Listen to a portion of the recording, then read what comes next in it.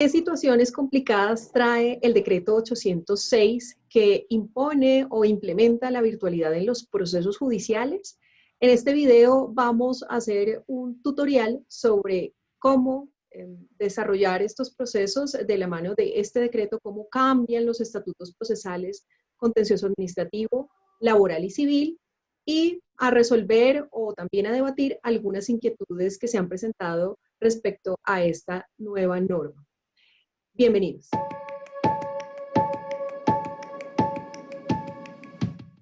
Vamos a empezar desde la fase de demanda. Y para hablar de demanda, entonces hablaríamos primero que todo de los requisitos que trae el decreto 806 de 2020 sobre los elementos que debe tener en cuenta el demandante al momento de formular la demanda. Efectivamente, tanto el Código General del Proceso en su artículo 82 como el CEPACA en su artículo 162, como el Código Procesal del Trabajo en su artículo 25, traen determinados requisitos que no se han derogado, ni han variado, ni han cambiado. Solo que ahora se adicionan con estos tres nuevos, trae el decreto 806. El primero de ellos es el siguiente. Indicará el demandante en su demanda el canal digital donde deben ser notificadas las partes, sus representantes y apoderados, los testigos, peritos y cualquier tercero que deba ser citado al proceso. Este primer requisito de la demanda, además, es súper importante porque de no hacerlo generaría una eventual inadmisión de la demanda y digamos que tiene como fin empezar a tener una comunicación desde el punto digital o desde el canal digital de cada uno. Canal digital que por supuesto para muchos procesalistas ha sido bastante discutible porque genera cierta inseguridad según ellos, toda vez que canal digital, este término por primera vez, digamos que se trae dentro de un estatuto procesal, ya no es, digamos, un mensaje de datos, sino un canal digital que podría ser cualquier medio de comunicación virtual, como por ejemplo, y allí lo traemos, y si ven en el slide está, por ejemplo, el correo electrónico, que por regla general y por excelencia sería el canal digital que la mayoría de personas tendrían, pero podría ser una red social como TikTok, como Twitter, como Instagram, como LinkedIn o incluso como YouTube. Y bueno, por supuesto como Facebook. Pero también podría ser una especie de blog, por ejemplo, también podría ser un canal digital desde que reciba mensajes, podría ser el blog podría perfectamente servir de canal digital o mensajerías o sistemas de mensajería como Telegram o incluso como WhatsApp. De manera tal que para muchos es bastante complejo porque entonces cada quien tendrá que estar muy atento de sus redes sociales y de sus canales virtuales para saber si les ha llegado o no algún entere de demanda o alguna notificación de demanda. Pero además trae la obligación de que ese canal digital no solo sea para las partes, sus representantes y apoderados, sino también para otras personas como son testigos, peritos y terceros. Esto para muchos ha sido bastante excesivo, pues porque en medio de todo genera una carga para el demandante, pero como ven y como decíamos, lo que trata el decreto 806 muy probablemente es de que ese lenguaje digital esté entre todos o la mayoría de sujetos procesales. Bueno, eso sería uno de los requisitos, el primer requisito. El segundo. Sí, el segundo requisito, entonces, pues, ese primer requisito igual tan relevante y que genera justamente una nueva causal de inadmisión de la demanda, porque hay que tener muy en cuenta eso, y es que ahora tenemos dos causales nuevas de inadmisión de conformidad con este decreto, pero en esta particular, esta primera, ¿por qué es tan relevante y por qué incluso, como se les va a mencionar en esta segunda parte, este requisito, es tan exigente la norma en tal sentido? Y es que el canal digital va a ser el medio para notificaciones, y por eso es que se explica que la misma demanda tiene que indicar nada más y nada menos que la dirección de notificaciones o que el canal digital es ese. Afirmación que se entenderá prestada bajo juramento en la petición. Eso quiere decir que cuando yo en mi demanda presento la identificación del canal digital o lo informo, en ese momento yo lo estoy haciendo bajo la grada de juramento. Pero además de eso, la norma señala petición. Entonces, eso quiere decir que permite que hagamos la correspondiente petición de notificación mediante nada más que nada menos que un escrito posterior a la presentación de la demanda, lo cual tendría mucho sentido para tratar los procesos que actualmente ya están en trámite, pero que aún no se han notificado. Pero además de eso, esa petición tiene que estar acompañada de qué? De acreditaciones que permitan identificar cómo se llegó a esa dirección, cómo se obtuvo, y además evidencias que demuestren que esa es la dirección de la persona. Elementos que son fundamentales y que la misma norma también identifica en qué forma se deberían acreditar. Por ejemplo, la norma dice que la prueba principal serían las comunicaciones que las partes han intercambiado. Entonces serían cadenas de correos, carreras también, por ejemplo, cadenas de WhatsApp, algún tipo de intercambio de información que dé certeza al juez que justamente esa es la dirección. Porque, como se reitera, ahí se van a notificar, se van a correr traslados y se va a ejercer todo el proceso. Esto también, entonces, pues es muy relevante y se tiene que tener en cuenta que, por ejemplo, para las actividades y para los entes administrativos, si bien ellos no tienen, ellos, pues, ¿cómo se acredita el correo que tienen ellos? Muy sencillamente, mediante un pantallazo que simplemente acredita en su página el buzón de notificaciones. En las personas jurídicas o que están en registro, tienen su dirección de notificación en su registro en Cámara de Comercio. Por lo tanto, con esos certificados ya se garantizaría que ese es justamente el canal de notificación. Esto es muy importante y se tiene que tener en cuenta que es causal de inadmisión. Así que incluso en administrativo, cuando uno pensaría que las entidades públicas ya saben cuáles son sus correos electrónicos y están publicados, de todos modos, un juzgado podría inadmitir por eso, porque es requisito. En tal medida, se aconsejaría siempre aportar esta dirección. Claro, y generaría también como una carga o también una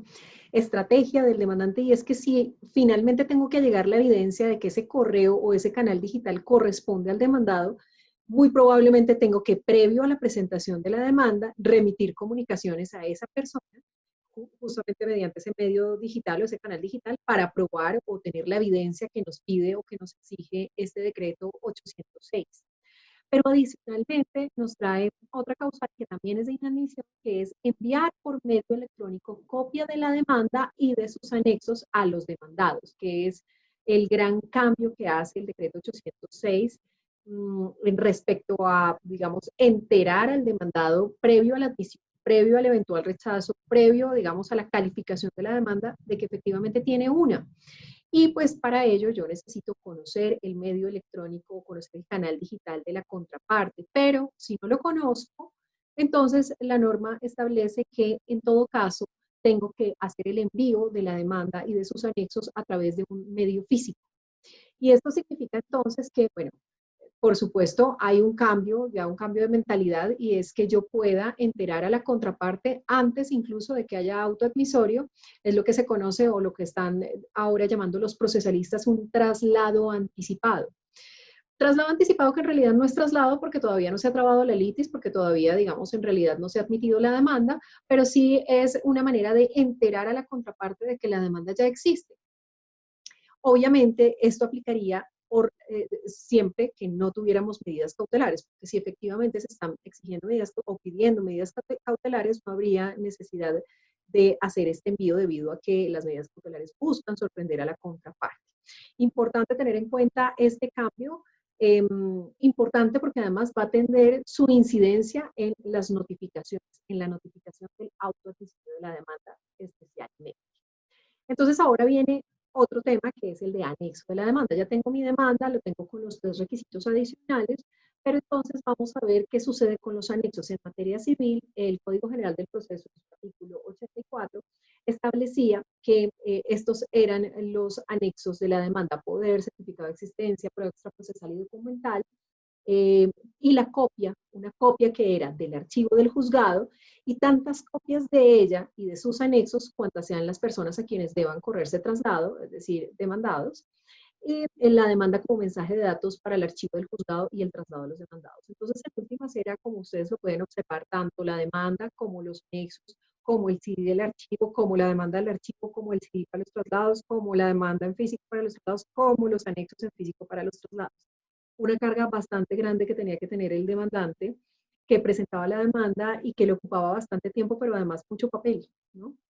En materia contencioso administrativa, ¿cómo era el tema? Sí, en materia contenciosa igual también estábamos en el mismo tema, en el mismo asunto en que había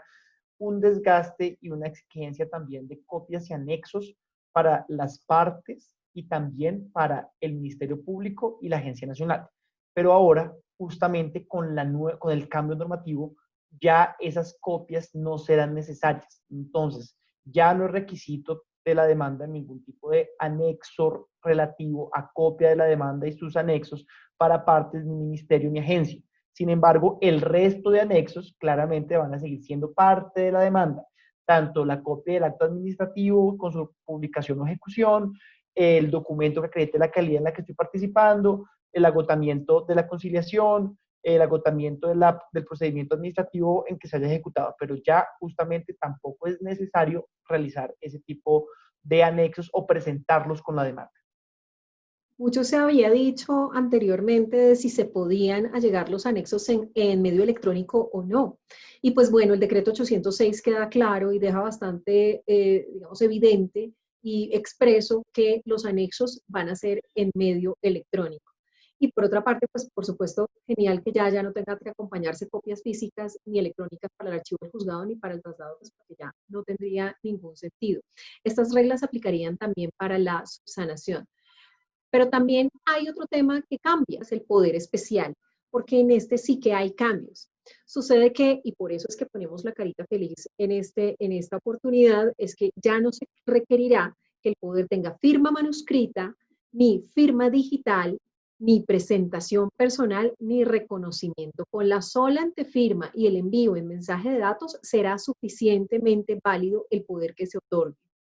Esto, por supuesto, es un gran cambio, es un gran avance y una gran evolución que este tipo de trámites ya se hayan eliminado. Digamos que este es uno de los puntos importantes y positivos del decreto, porque digamos que si bien es cierto, antes teníamos la regla del artículo 74, inciso segundo, respecto a la sustitución del poder, que no era necesario pues que tuviera ninguna formalidad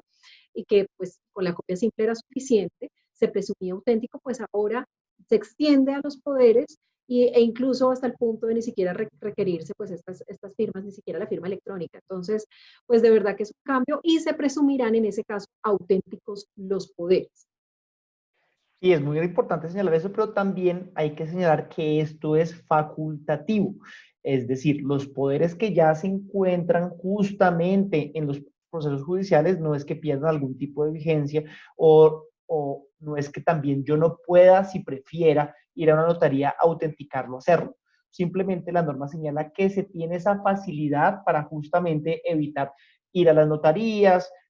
las congestiones, la movilidad y el contacto social, que es lo que se está intentando prevenir. Entonces, de esa forma, las partes tienen la facultad para justamente emplear esa garantía y ese beneficio que da la ley, que invitamos a todo el mundo a utilizar porque pues es algo mucho más sensato.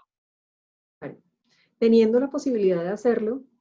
sería ideal seguir con la cuerda pues del 806 en ese sentido. Entonces, este sería un buen ejemplo de un poder especial que se otorga a través de un mensaje de datos y recordemos que la ley 527 del 99 ya establecía lo que era un mensaje de datos, digamos por regla general podríamos hablar del correo electrónico, que podría enviar un mensaje de datos que va desde el correo electrónico del poder dante, persona natural o jurídica, y en este caso tengamos en cuenta que la norma establece que para personas jurídicas que estén inscritas en el registro mercantil, el correo desde el cual podrá conferirse poder será desde el correo de notificaciones que se encuentre inscrito allí, ¿no?, al correo del apoderado o del abogado que esté registrado, al email que esté registrado en el Registro Nacional de Abogados, cuyo registro es de obligatoriedad para todos nosotros los abogados en ejercicio, ¿no? Es importante tener en cuenta que el Registro Nacional de Abogados se lleva a cabo la página del Consejo Superior de la Judicatura y que cada modificación que hagamos hay que registrarla allí y hay que informarla también al respectivo despacho. Sí, pero lo que la norma nos señala es lo que ocurre con las personas no inscritas en ese registro.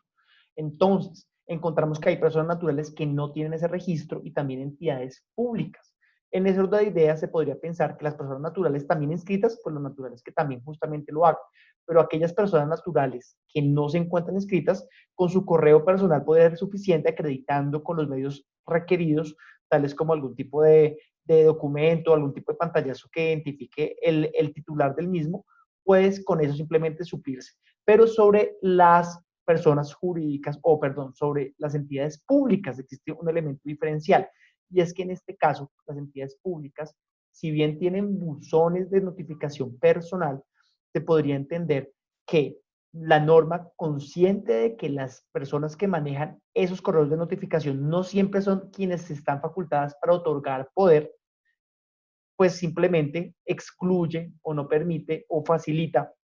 a que las personas o que el secretario jurídico o el director de la entidad que tiene justamente esa facultad, mediante un correo electrónico desde su propio correo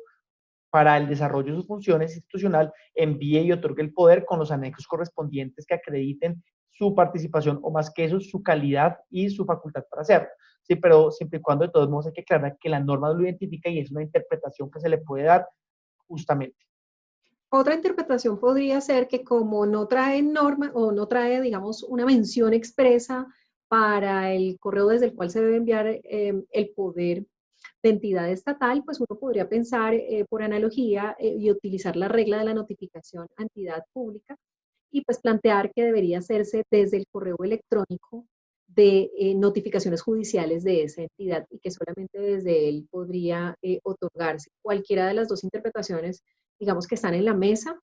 Lo cierto es que por el momento lo único que se regula en la 806 es lo que tiene que ver con las personas jurídicas respecto al específicamente a desde qué correo debe conferirse el poder personas jurídicas inscritas en el registro mercantil. Ahora, recuerden en todo caso que en materia laboral este poder debe seguir conteniendo los requisitos que exige, que son diferentes, digamos, en materia contencioso administrativa y en materia civil, porque en laboral sí se exige que se incluyan cada una de las pretensiones para que sea válido el poder o para que se tenga en cuenta. Entonces, bueno, aquí damos finalización a nuestro primer tutorial sobre decreto 806 y en el siguiente video veremos el procedimiento inicial de radicación de demanda y notificación.